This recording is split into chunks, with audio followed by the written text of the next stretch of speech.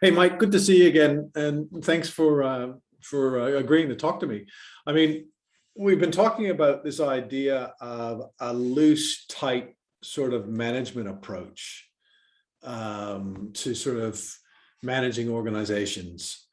Um, and again, this is one of these sort of queer concepts to sort of wrestle our minds around. So, do you want to just sort of, as you think about the loose, tight sort of mind, method, if you will, just talk a little bit about what you have in mind as you think about that, and then maybe we try and lay that over on what that means for organizations today. Sure. So we've talked before about a concept called contingency theory, where how you manage an organisation is contingent on the internal and external factors that you're trying to deal with. And if you have and traditional management is all about controls and keeping things under control.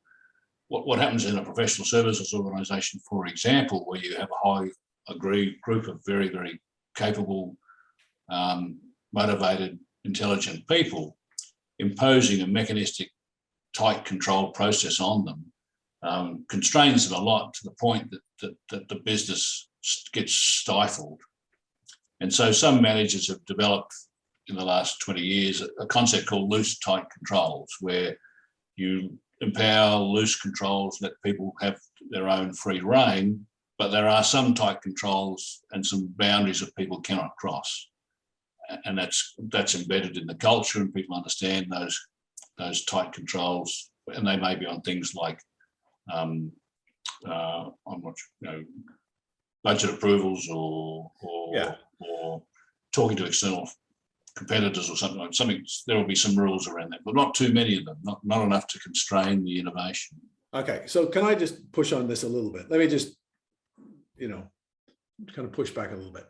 So every organization that we bump into, of course, every year seemingly has to do more with less, faster, at a higher degree of quality, with fewer and fewer resources. It's just that continual squeeze organizations, and we all feel, year on year, and sometimes more frequently than that, right? So in a really practical sense, how do we do this, right? Where, if we got to cut budgets or deliver more, or quality has to go up, you can see why managers want to sort of get tighter, right? And control and see more and report more. And, you can see it, right? Exactly. And one of the things that I've observed is what we know as management processes, systems and processes, rules and regulations, governance processes. Traditionally, they were used to control organisations and to make sure things didn't get out of control or outside the control of the people who managed the business. Whereas the real purpose for them is about efficiency. And if you change the mindset and say, well, these things are about how can we make our business far more efficient and effective, rather than trying to control everything, that can give you far more better outcomes. And it's interesting from the businesses I've studied, where the managers don't see that difference. They're trying to use processes as a control mechanism rather than an efficiency driver. Well, it also assumes that they know what the answers are. Well, maybe. Or they're frightened of losing control, which is maybe there is a sort of being frightened, or that they think they have. I mean, the reason why I say that is because you've heard the old adage about, if you want to improve the factory floor, go and talk to the people on the factory floor. I mean, the ideas are there, right? People, well-meaning people, we have tons of them around us, and invariably those people have ideas about how to improve things. Yeah. Whereas the corollary, what happens in this tradition is that the guys upstairs in the office impose a whole lot of controls to make the guys in the factory floor far more compliant. Yeah. Which may then layer on bureaucracy, slow things down, and stifles innovation. It stifles innovation, I suppose. Absolutely. Yeah. And it's there's a couple of business cases around that.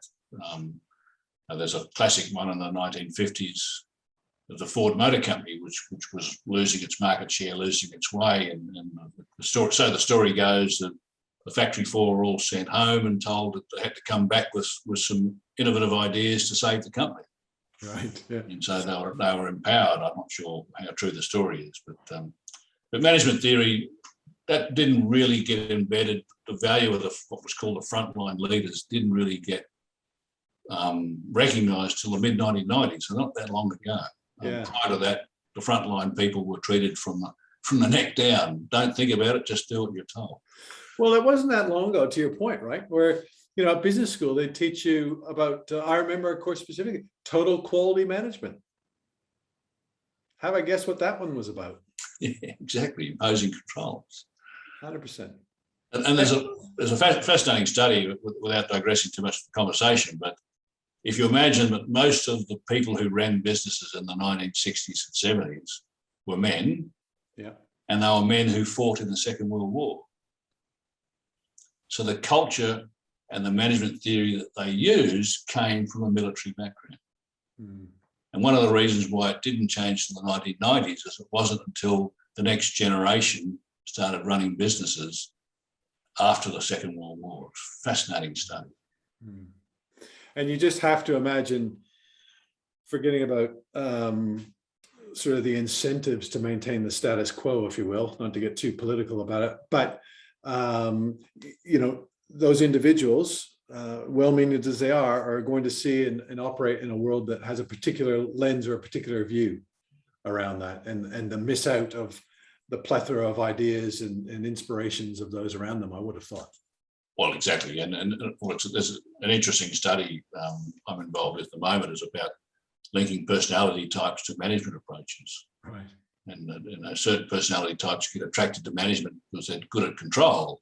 So that doesn't necessarily lead to the best organisations. But we're seeing today we're seeing a completely huge diverse role of management and leadership processes, and trying to get away from controls and the fear of loss of control in terms of running organisations. Do you think there is this kind of transition that's underfoot? Oh, absolutely, absolutely. And I'd like to think that it's a generational thing. You know, sometimes change takes a generation. Yeah. And you know, the generation that's running fascinating businesses now are in their 30s and 40s. So that's the third generation since the Second World War. And a lot of them have a very, very completely different approach. Some of them follow the way they were taught by the previous generation, but others have gone around it completely differently.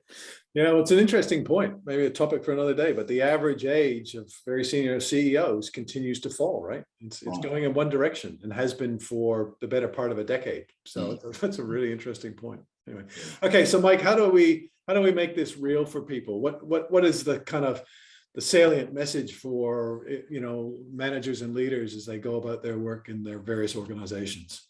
Well, it's about understanding there are different approaches and the strengths and weaknesses of those approaches, and bringing it back to understanding what you're trying to manage within your environment, what services you're providing in the environment you're providing within. And some approaches just don't work that well. And then thinking about efficiency rather than control. Love that. Different. That's a really good, that's a great one to end on. Efficiency versus control. Exactly. All right. Mike, thanks a million for your time. Great to chat. No problem, Chris. All the best. Okay.